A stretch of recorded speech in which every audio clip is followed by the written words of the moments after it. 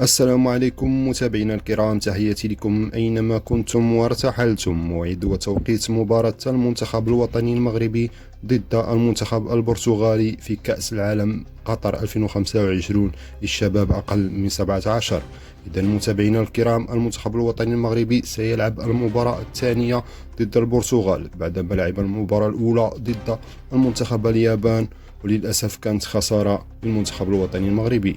نتمنى الفوز في المقابلة الثانية ولما لا التأهل للدور الثاني.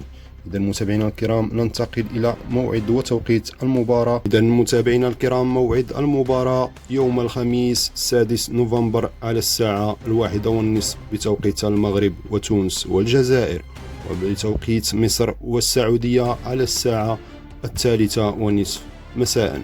إذا متابعينا الكرام، والقنوات الناقلة بي ان سبور المفتوحة والرياضية TNT.